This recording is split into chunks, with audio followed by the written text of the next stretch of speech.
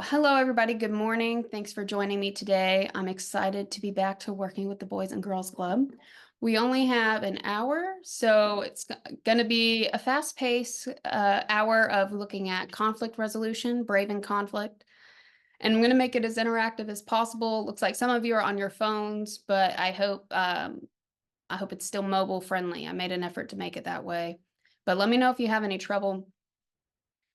I should be able to see the chat, but sometimes it can get tricky. Oh no, Ansley says she can't hear me.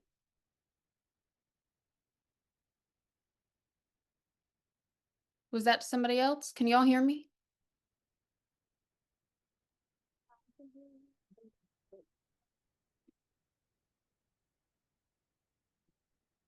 I hear somebody. Can I get something in the chat?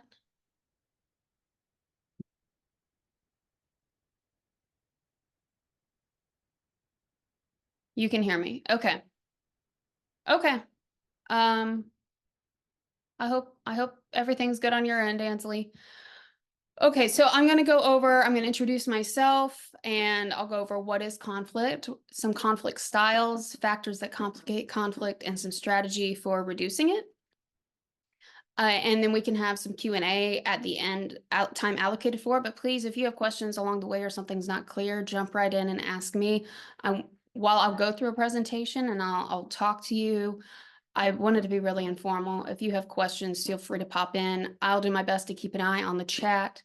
And you can also just unmute yourself and hopefully we can all hear each other.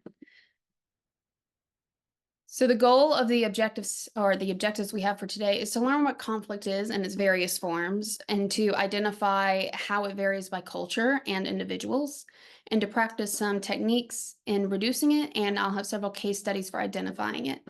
So I'm not just going to talk at you for an hour. We do have case studies along the way to hopefully help make the concepts more clear and to get some practice and interact with each other. So before we get started, for anybody who may not recognize me, I did work at the Boys and Girls Club. I'm from Perry, Florida. So my dad actually lives just a couple hours down the street from y'all. Or not hours, sorry, that's the city talking. I'm in the DC area now, but he lives just a couple blocks from y'all. I worked at the Boys and Girls Club in the summer kitchen, the semester or the summer before I left to college, and I still am there every Christmas. So I'm excited to be back working with y'all, and I'm very familiar with the club. And before we get started, oh yes, my dad is on the safety committee. Yep, John Kalschmidt. That's my dad, or Opa, as he's been upgraded to with grandkids. So yep. Okay, so before we get started, I would like to start with setting some. Oh, what was that? I always like to start with setting some ground rules. So how do we want to interact today? What is going to make everybody feel like they can speak freely and learn today?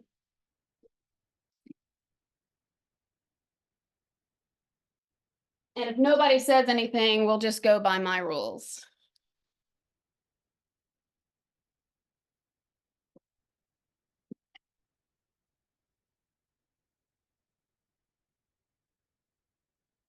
Nothing in the chat either.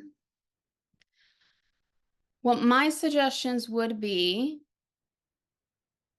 let's make sure we ask, don't assume the intent behind a question, assume good intent. And if anybody can ask questions, there's no stupid questions. Is there anything anybody disagree with that?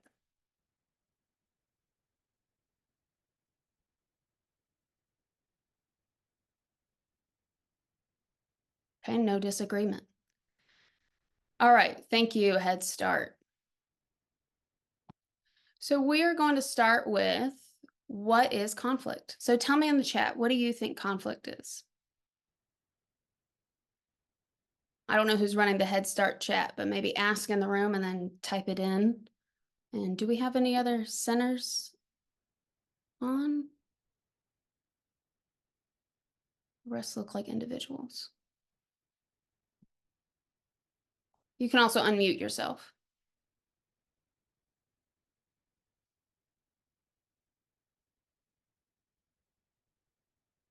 Conflict is a problem. Interesting. Okay. You agree conflict's a problem. Okay. A misunderstanding. Okay. All right. Teen Center and Veterans is with us. Hallelujah. All right. Thanks, Ansley. For Teen Center and Veterans, are there any perceptions of what y'all think conflict is?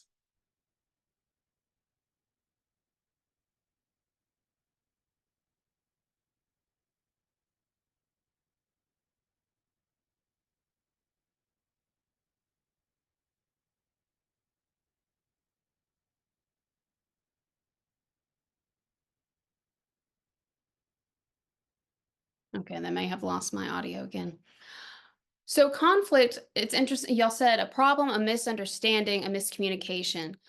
Conflict is an expressed struggle between at least two interdependent parties who perceive incompatible goals, scarce resources, and interference from others in achieving their goals. Conflict can be, it's always a communication process, but it can be verbal and nonverbal.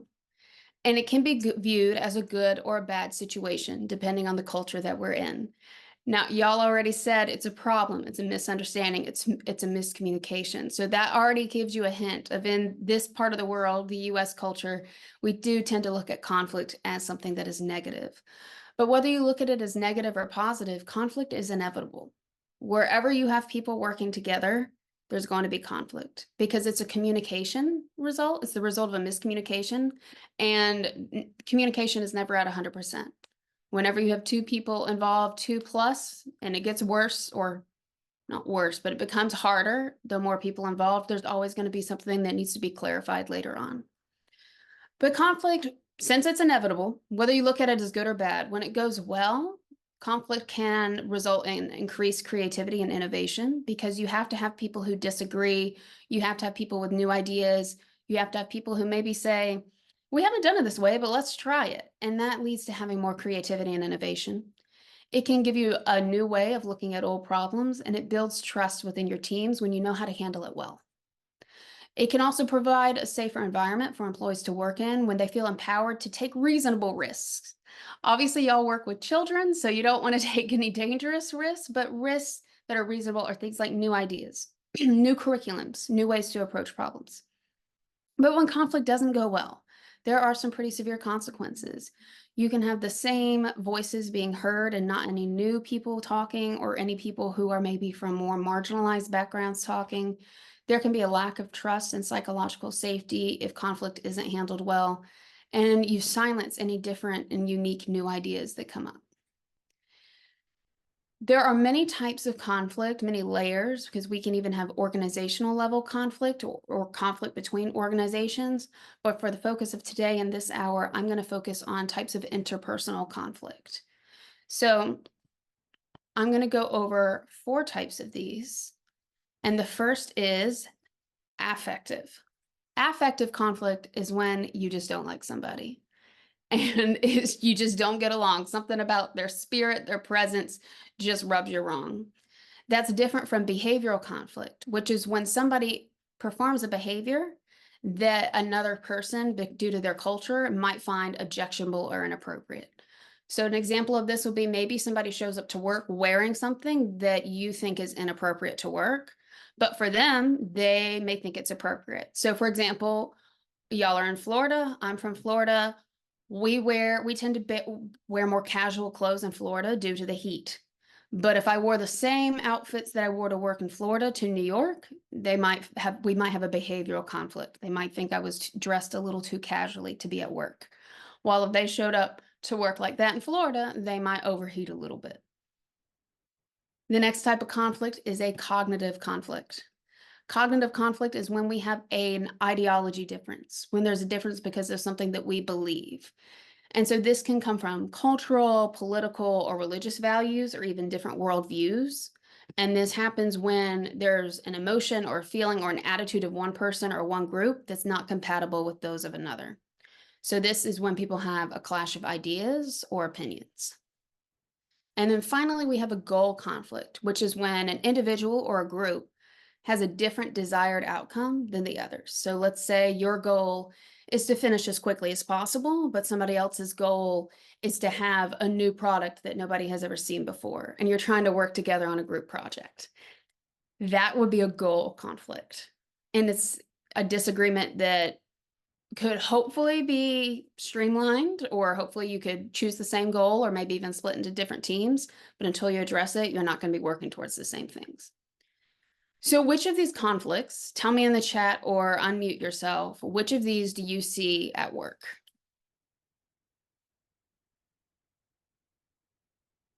And it doesn't have to be here. It could just be at work in general or previous jobs you've had.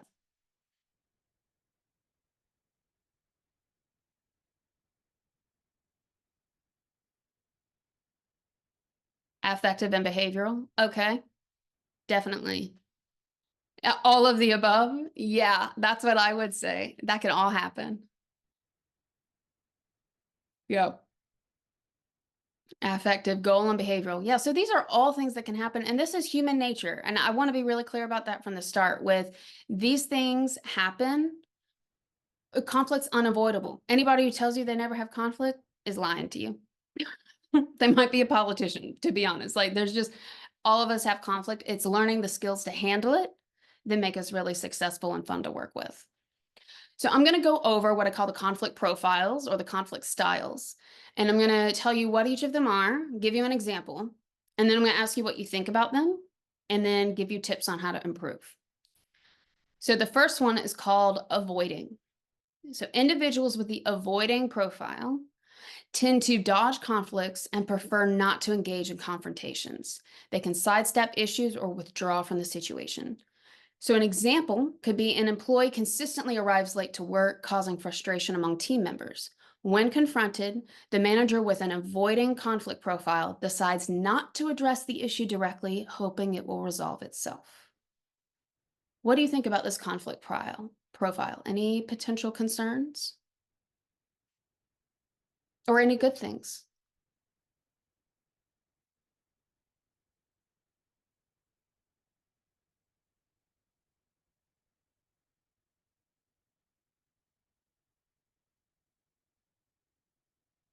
Something needs to be said. Okay.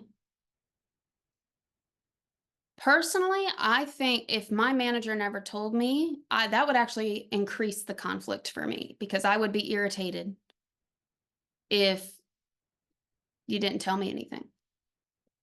Because maybe maybe there's not a malintent, maybe the employee just doesn't know when they're expected to show up. Any other thoughts on this? Quiet group today, but I've been a college professor for 8 years, so I'm used to talking to a silent room. I'll keep asking questions. So ways to improve. So this can be, while we don't want to ever work with somebody who's combative, having someone who always avoids conflict doesn't mean that the conflict goes away. So ways to improve with this style is to encourage open communication, making sure people understand what the expectations are and when they violate them, to give them a chance to do better. It is not a mercy to not tell somebody when they're not meeting their expectations at work. Recognize that avoiding conflict doesn't necessarily make it go away. It can escalate it even. Like I said, I would actually be frustrated if somebody never told me. And make sure you're providing a safe environment for people to address conflict. So show them respect, maintain confidentiality when you can. There's no need to embarrass anybody. And make sure you listen to their perspective too. What if she's been late because she's having childcare issues? Or what if she's late because she's moved somewhere far? I mean, what if she needs a new schedule? These are conversations that maybe some of them might work for that workplace and some of them might not, but you never know until you ask somebody or if we assume malintent. Okay, the next conflict profile is accommodating. People with an accommodating profile prioritize maintaining relationships over achieving personal goals. They often give in to other people's demands to resolve conflicts quickly. So, for example, two team members disagree on the approach to a project.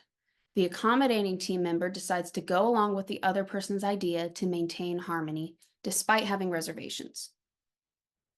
What do y'all think about this profile? Is this one better, or do you see some red flags?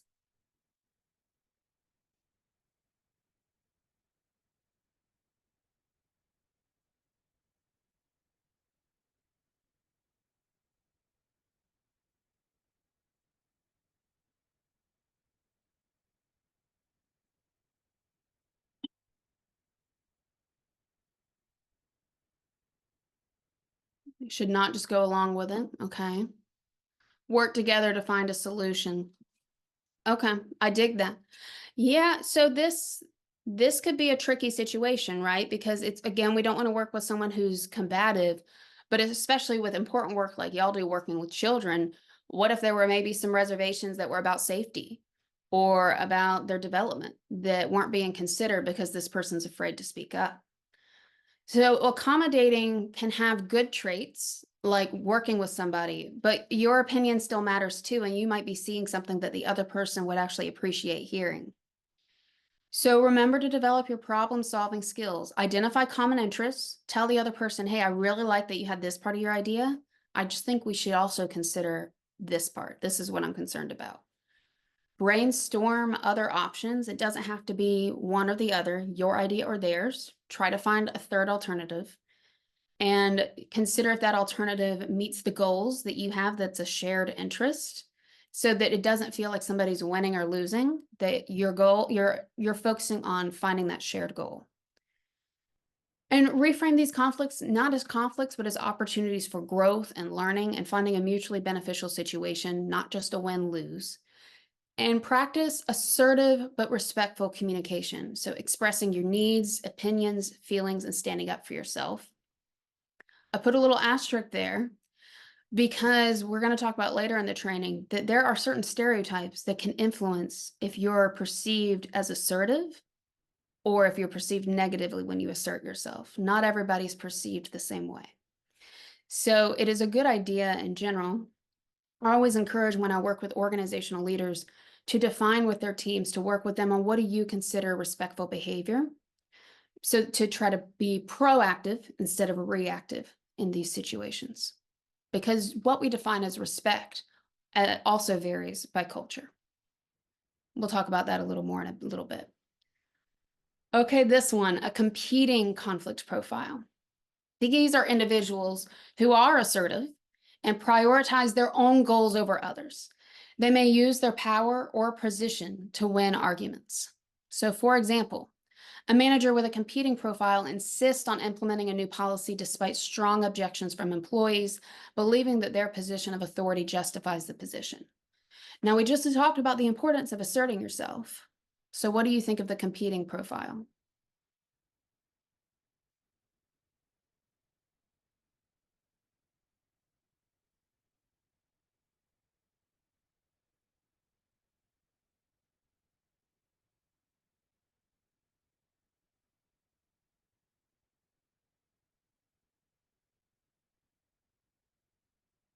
Bad vibes. Okay. If somebody's only out for themselves, that doesn't really scream teamwork, does it?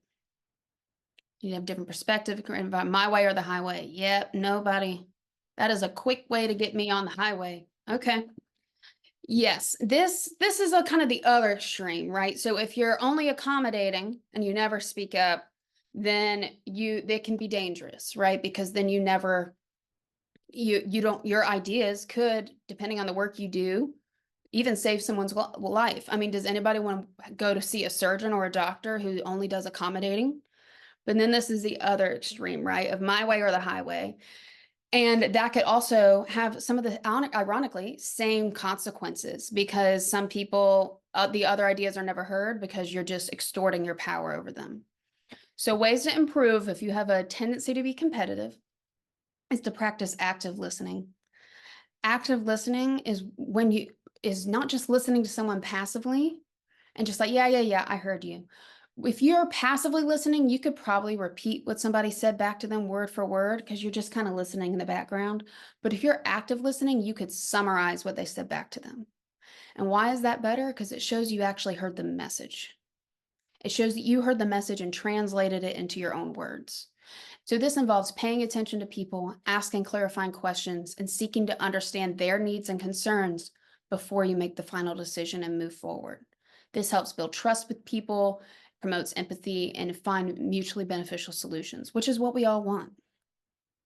Reframe conflicts not as competitions, but as collaborative opportunities. You can have a competition with yourself to see how good of a teammate you can be, to see how much of a positive leader you can be compared to the last decision you made.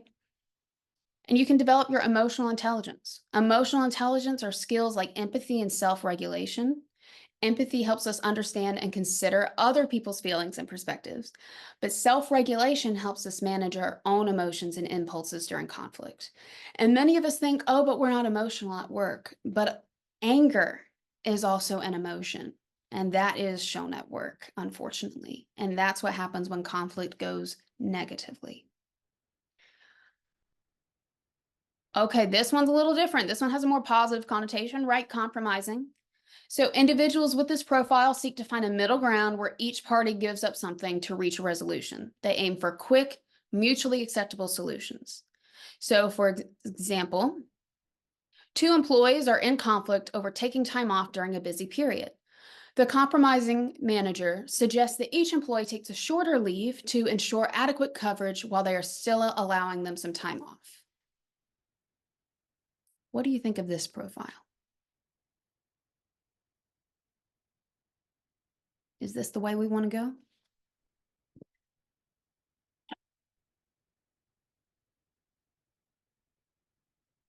Do you think they should have to give up part of their leave?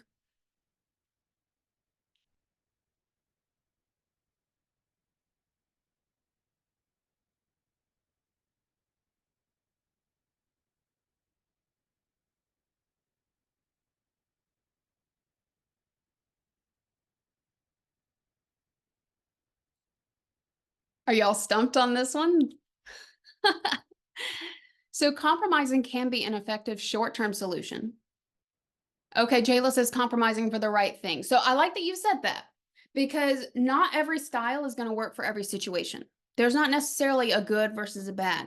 Sometimes you need to compromise, but maybe not every time. It's situational, because compromising can be effective for a short-term solution. It may not always address underlying issues, though, or lead to better long-term outcomes. So for example, here, it honestly sounds like maybe the issue might be the manager needs to do better at project planning.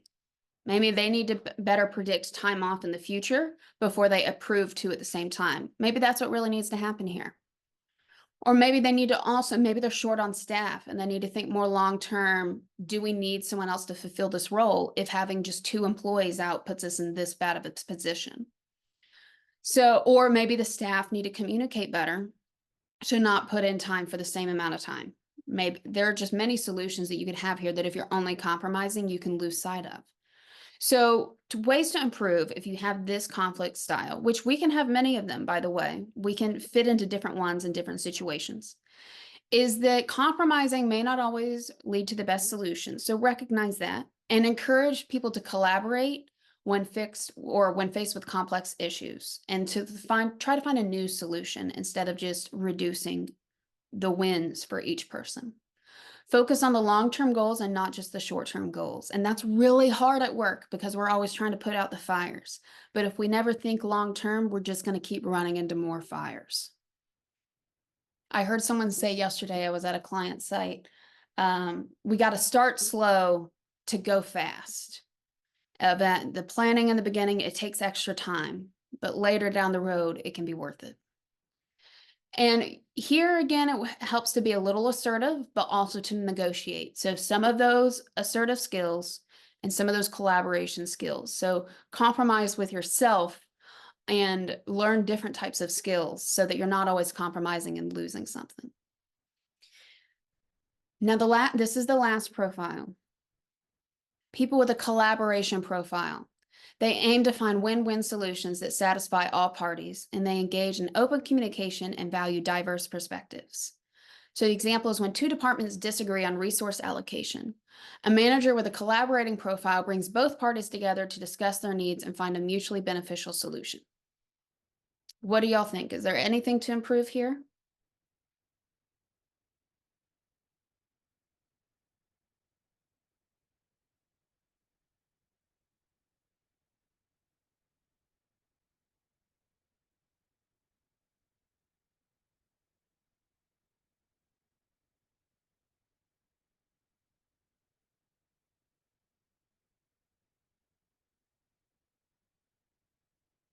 I'm not sure what you mean, Dara. It? Easiest profile to deal with. Okay. No, that's all good. I was like, IT maybe? Information technology? All good. Thank you for participating. So collaborating is generally an effective approach, and it can be time consuming. So this is begin thinking short term, long term. Maybe if you need, maybe you have to use some of the other conflict resolution strategies when appropriate, like compromising on minor issues to save time for more complex problems, but this is better for the long term. So some ways just to keep in mind is this, make sure you still work on problem solving to find new solutions. Make sure you're collaborating people with who still bring new ideas to the table. Learn to adapt your approach based on the situation. Sometimes you're going to have to be assertive and make a decision, even if it's unpopular, but make sure you get the information beforehand to make that. And if you're in a leadership position, I would still encourage you to be transparent about why you made that decision to help mitigate conflict moving forward.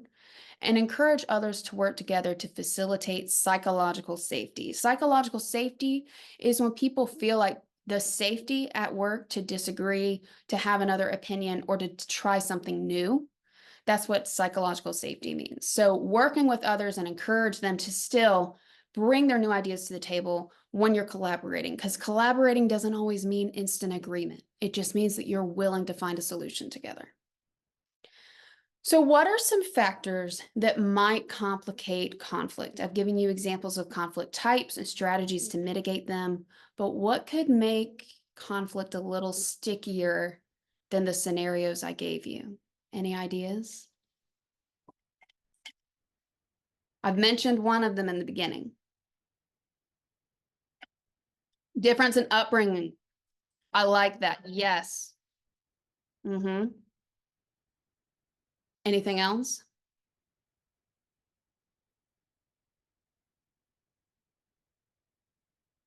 Emotions. Always, yeah. And who's allowed to show emotions at work? Because that can depend on many things, right? Who you are, and like Dara said already, the upbringing and what they perceive, who's allowed to show emotions, and your level in the organization. Okay. So I prepared to talk about two that I think are the two big ones, which is power dynamics and cultural differences. And I would lump differences in upbringing into cultural differences. And Jayla said emotions. There's a lot of research showing that people who are higher up in the organization are allowed to show emotions, particularly anger, but people lower in the organization are usually punished for it. Now, that's research, so that's across many industries and timelines. So that's not projected towards anyone here, but that's just something to be aware of, because it is harder to have conflict with someone when they have power over you, right? And if you're in that position of power, it is harder to have conflict, or it can be difficult for them. And you need to be aware of, how do I approach conflict with someone without being, what's the word I'm looking for? How can I helpfully approach this and not just honestly use fear, not just scare them? How do you have these conversations? And so first I'm going to go over what are some power dynamics and conflict tips. And then I want to dive more into that culture piece, that difference in upbringing piece. So power is the primary source of conflict at work. Power differences are the number one things that aggravate and complicate dynamics at work. And they can make it difficult to have open communication, because you can be worried about, how honest can I be with this person? What if they fire me, right? So power is defined as the ability to get another person to do something that they wouldn't normally do if you hadn't asked them to. That's when you know you have power. So there can be multiple layers of power. It doesn't have to be just the CEO. It can be somebody who you know is very well connected, or someone who's been there a long time, or maybe somebody who knows your client, or your direct supervisor. And power in itself isn't inherently bad, but knowing how to navigate it and to not abuse it are very important leadership skills and just work skills, because even if you're not in a position of power, you have to learn how to interact with people who are. So here are some conflict tips, just quick ones, because we only have an hour today, on how to approach conflict if you have less power than someone. So if you have less power, make it positive. Go in with a, hi, how you doing? I just want to run this by you because I want to make sure that we're doing the great work that we can do. State a shared goal at the beginning of the conversation. The shared goal. Think of what do they care about that you also care about. Maybe it's the credibility of your team. Maybe it's getting a project done on time. Maybe for y'all, it's child safety. State the shared goal so that they know we're on the same page. Even though there's a conflict, we're on the same page. Present the problems as ours, not just yours. This is a helpful technique just in personal relationships too. I don't know if y'all have heard of use the I message. Say, I feel instead of you did. That's a good way to bring the water down from boiling to maybe lukewarm. Don't just bring the problem, bring some solutions. And if you don't know what the solution is, maybe tell them the things you've already tried. Don't say, hey, we have this issue at the teen center, right? Say, hey, we have this issue at the teen center. We've tried A, B, and C.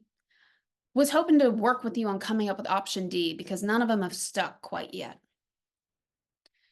Ask permission to disagree. This feels silly because obviously you already disagree, but it can just be a sign of respect, and somebody is less likely to have a backlash towards you if they've given you permission. If they say, yes, you can disagree, and then you disagree, it's a little more cognitive dissonance for them to have to say, how dare you disagree with me? So it's just a sign of respect and to protect yourself. Stay calm. Jayla brought up emotions. There's a lot of stigma with emotions, and we all have them, and I would never encourage you to suppress them. Feel them. But in this conversation, try to appear calm and open, and make sure your body language matches that as well. Don't have your arms crossed, because these are things that tell people that we're afraid of them. We're closed off. Open body posture, stand up straight, and let them know that you're open to hearing what they have to say, and you hope that they'll hear what you have to say too. And validate the other person's perspective. This does not mean agreeing with them. Validating someone is saying, I heard you, not saying I agree with you. And it's very important that people feel heard, even if you disagree. Now, if you're in a situation where you have more power over somebody else, there are also some things you should keep in mind in a conflict. Oh, and stay humble. I forgot one of the most important ones, stay humble. And that goes for both parties. Now, if you have more power over someone and they say, hey, I need to talk to you about something, take an inventory of your emotional bank account. Are you in a place to hear something that may not just be positive, something that may not just be telling you you're doing a good job? If now's not a good time, ask them if it's an emergency and maybe a delay, even if it's 15 minutes. If you got to take that walk to get your ego in check, to maybe calm down some emotions, do it. Do it. I know we're always in a rush at work, but I always tell people 30 minutes of conflict when you're not ready is not going to be as effective as 15 minutes where you took 15 minutes before to prepare for it. Listen before responding. Hear somebody out. Always be working to create a culture of cooperation. Don't just wait till the conflict. Be proactive. Create a culture where people are rewarded for working together, and that you hear them even when it's not a conflict. Give the other person permission to speak freely. That doesn't mean disrespectfully, but part of building a culture of cooperation is talking to each other about what are your respect rules? What makes you feel respected? Let go of the control and the need to be right, or you're going to silence the new ideas and that possible solution D that could really help out that teen center that's already tried A, B, and C. Stay calm too. Emotional regulation isn't just for the lower staff. Trust your team to share their expertise and also stay humble. See, I remembered this time. Any comments or questions here on navigating power and conflict before I move to culture?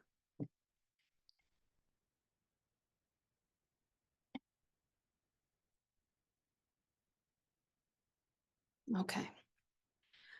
Conflict can vary by culture. As I brought up and then Dara brought up that it can vary by your upbringing.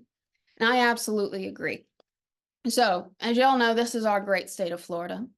And we usually think of culture as international, and it is, but we all have cultures, and there are subcultures within cultures. So there, well, like for example, in America, we have the overall culture, and then we can have smaller groups within. So Florida has its own reputation, right? Florida man, and that could arguably be culturable. But even within Florida, as someone who's in a county and then has lived in Tampa and went to grad school, I mean, I can already tell you, even Florida itself has many different subcultures, right? I like to tell people Florida has three parts. It has Florida, which is in Miami, Florida. That's how they say it down there. There's Florida, which is where Mickey Mouse lives. And then there's Florida, which is where the Boys and Girls Club of North Florida is, right? These are very different. These can be very different cultures. Can you think of a couple things that are cultural differences just within those three areas or other places in Florida?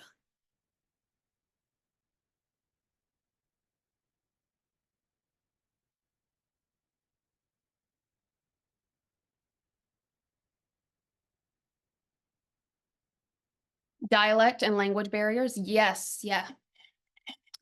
There is much more Espanol in South Florida. Slang, emotional presentation. Yeah, yeah. We show emotions.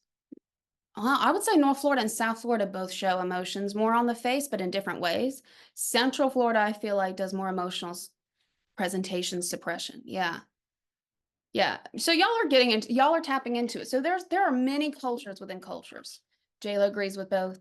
So this is such a common and fascinating phenomenon that makes so much difference that there is actually an intercultural conflict style model. So this has been researched, as you can see, for almost the past 20 years. That there are many things that go into culture, but what these researchers did, what they put it on two axes on what are two major things that we could look at broadly across culture that vary.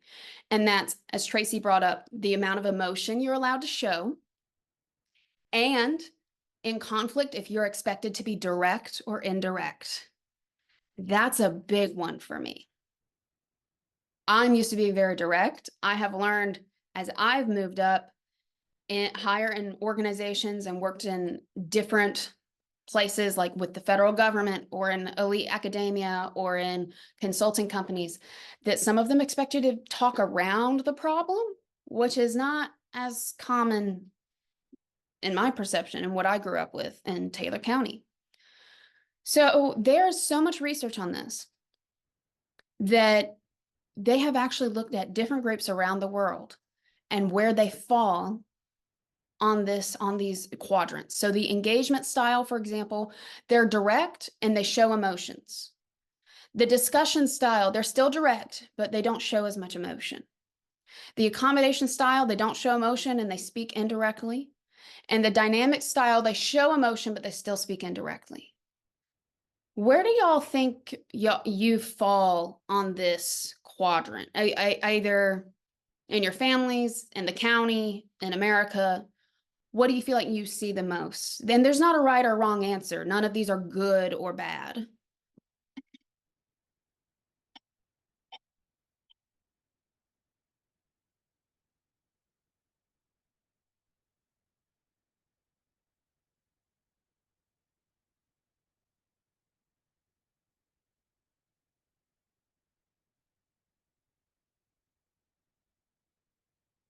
Discussion style jealousies. Okay, so be direct, but don't show emotion. I feel like I grew up with that. I see more in mine now. I feel like I see more accommodation style in like the DC area. And that's a hard change for me. Be indirect and don't show emotion. Does anybody see any different styles besides discussion?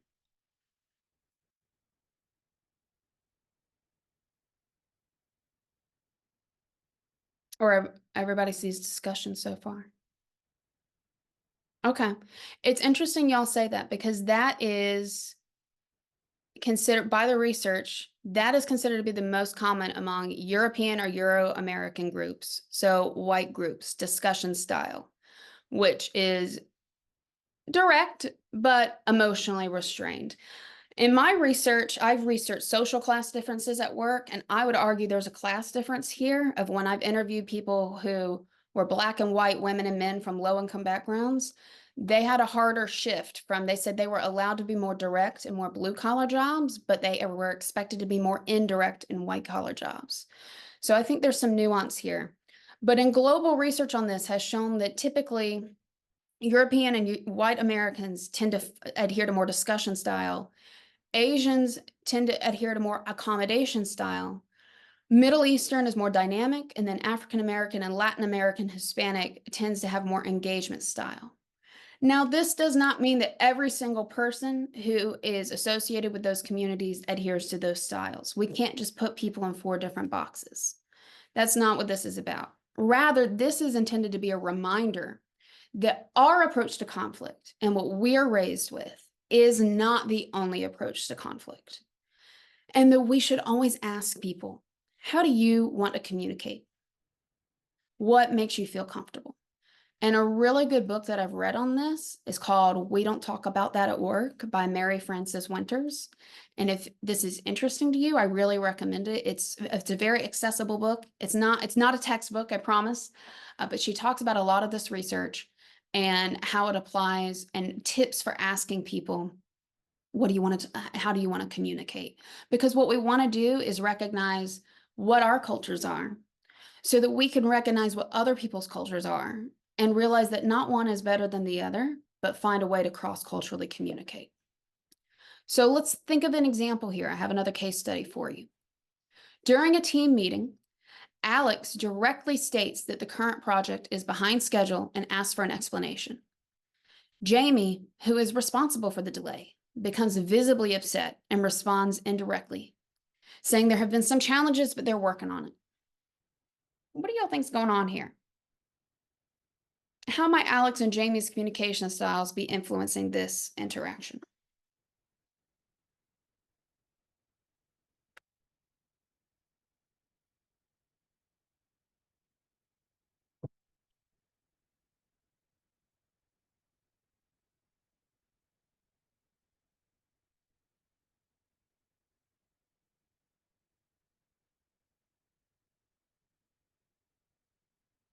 Being more heated than it has to be?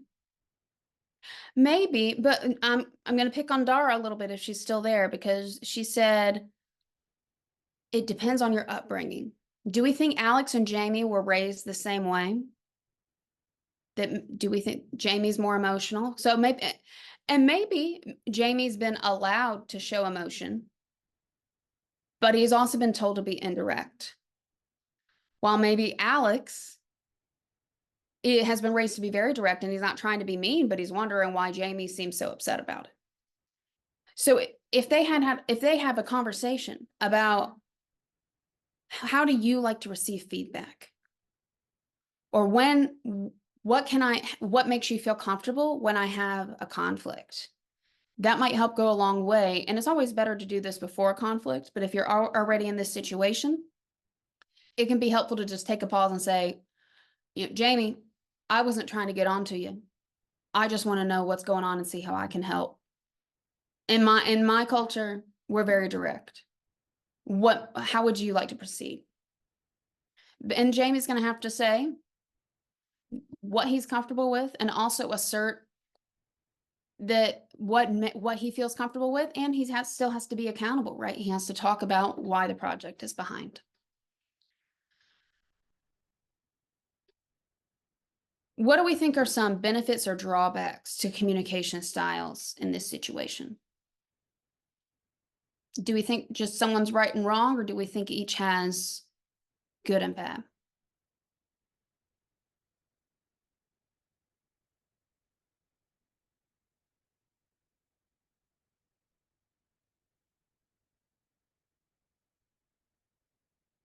It's going to be misunderstood easily because of the different styles. Yeah.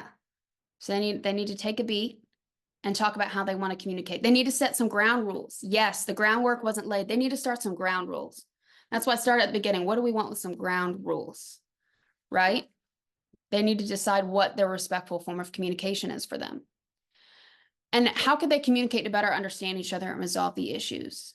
Everyone's tied their own thoughts and opinions, but to stop many styles can lead to miscommunication. Yeah. Yep. So it sounds like y'all agree that they need to decide what their communication style is going to be in their working relationship. Any disagreement there? I'm only asking disagreement because I want to make sure I get y'all out on time. Okay. So ways we can be culturally competent with conflict. Here are just 5 tips, and then I just have one more case study for y'all before I let you go. We have to self-reflect. We have to reflect on our own conflict style. We got to do that first. Before you can pick up on what other people's cultural nuances are, you have to know what yours is. Because we don't perceive our own cultures as cultural. We just perceive them as the way things are. And so we have to first acknowledge, okay, all right, Jamie's not just being a little sissy. Jamie maybe has a different culture where he's allowed to show emotion. And for me, that's not how I was raised. Okay. So this helps you be aware of what your conflict style is so that you can communicate it to other people when they ask you, how do you like to communicate? Learn others' conflict style. Educate yourself on those different styles. The intercultural conflict style chart that I showed you is a good place to start, but it's not the only perception of that. So learn more, and it's really fun to learn about other cultures. That's why people like to travel so much, even if it's just down to Miami, right? Practice active listening. We talked about this earlier. Make sure that you are actually listening to someone's perspectives, concerns, and needs, and pay attention to their verbal and nonverbal cues. Again, are they hunched over like this? Are they struggling to make eye contact with you? Those are all signs that they're uncomfortable. Maybe it's time to ask them, hey, is everything all right? You know, what can we do to make you feel more comfortable here? And thank people for sharing their perspective, because it is hard to be vulnerable, especially at a situation like work where your livelihood is tied to it. So always thank people and respect them for when they've shared something like a communication style with you. Adapt your communication style with necessary to better align with what's going to work for you and your colleague. This is part of the compromise and collaborating, right? So if they favor direct communication, give them specific examples when you're going through a conflict.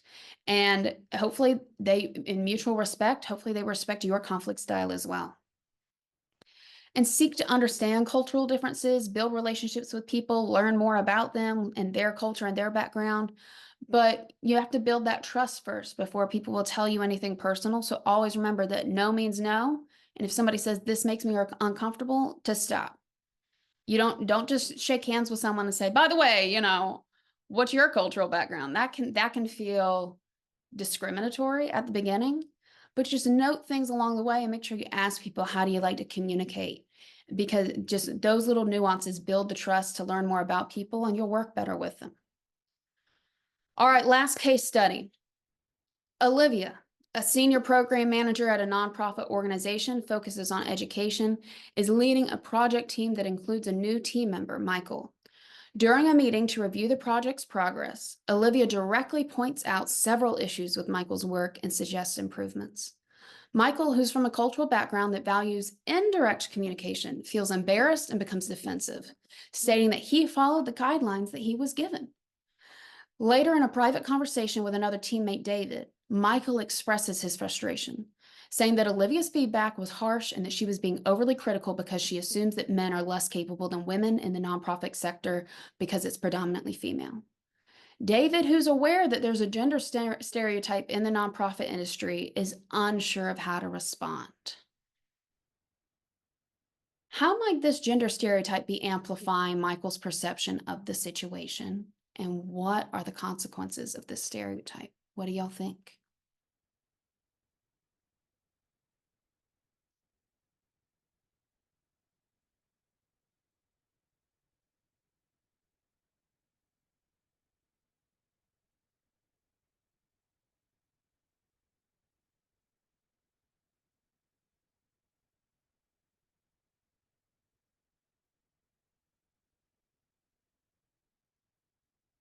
This is another layer here because he's assuming the feedback is something about her identity, right? He's not just listening to what the words were.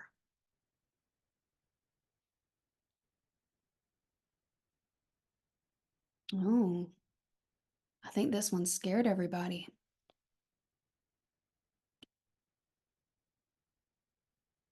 As David, how would you respond to Michael's comment? What would you do in this situation? Because now David's been sucked into it.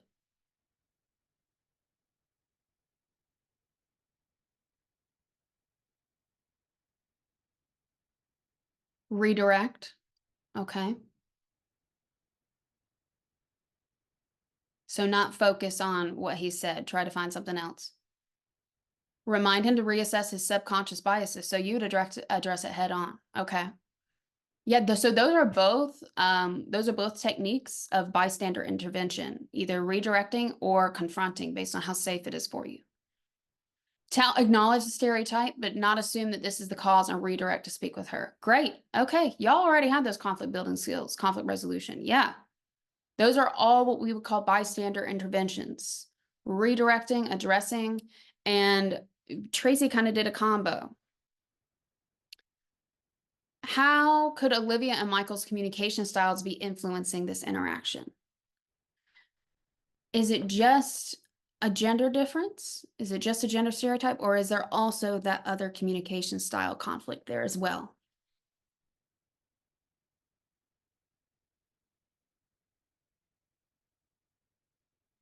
I want to get y'all out of here on time, so I'm going to keep going. It's both. I would agree, Tracy. And I will ask this, but then I will have to move forward because this is our last section.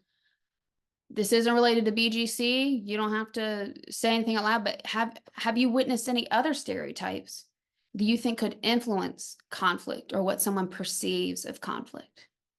So this was a gender example. I gave a gender example because I'm a woman. But there are other things, racial stereotypes. Yes, that's a big one. When I was interviewing, like I said, Black and white women and men from low-income backgrounds on what are the unwritten rules of work for them, almost all of the Black participants said, I'm perceived as aggressive for anything when I just say no. Homophobic stereotypes, absolutely. Mental health stereotypes, yes, yes. So we can assume a lot about people based on who they are. And that's why when I was talking about learning to be assertive, I was like, caveat, we also have to learn how to not assume something negative about someone because they're being assertive, because maybe they're associated with another stereotype.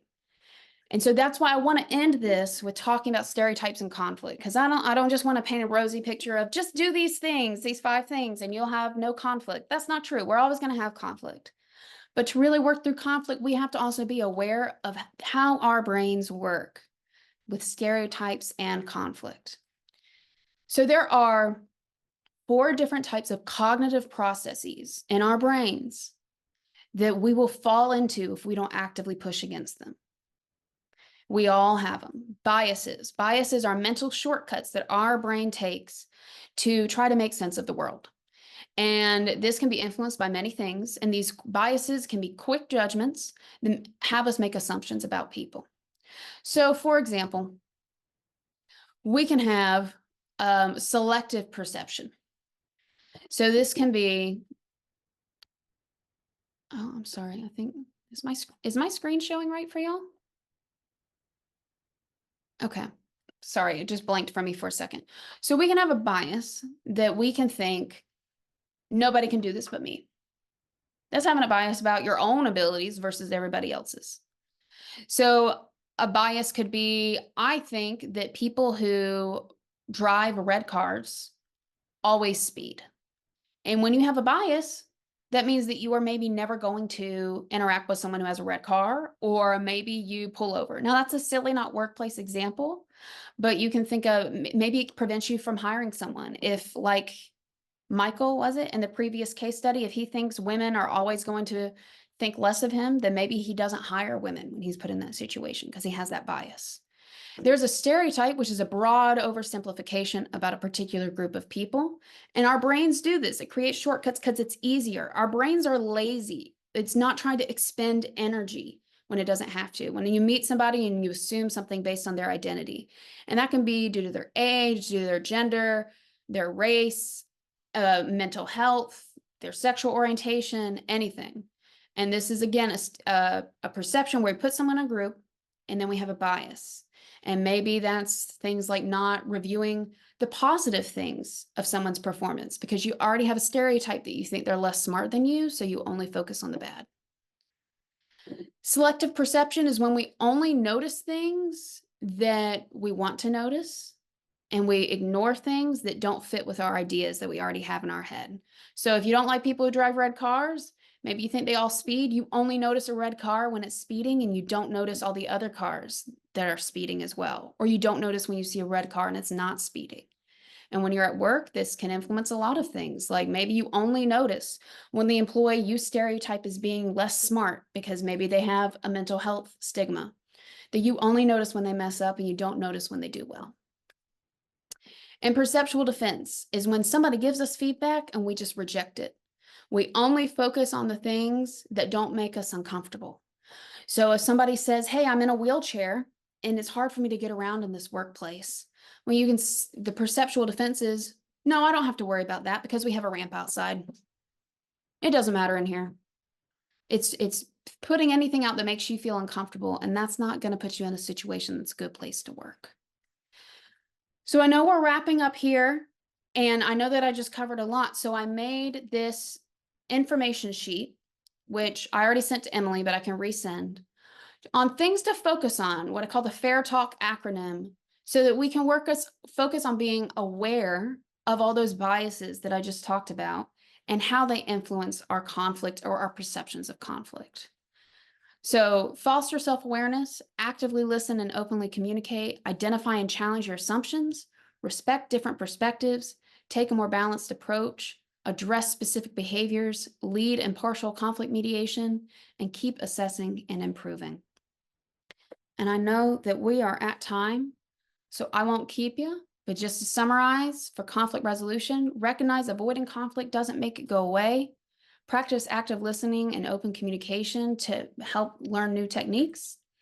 Focus on long-term goals and not just short-term ones.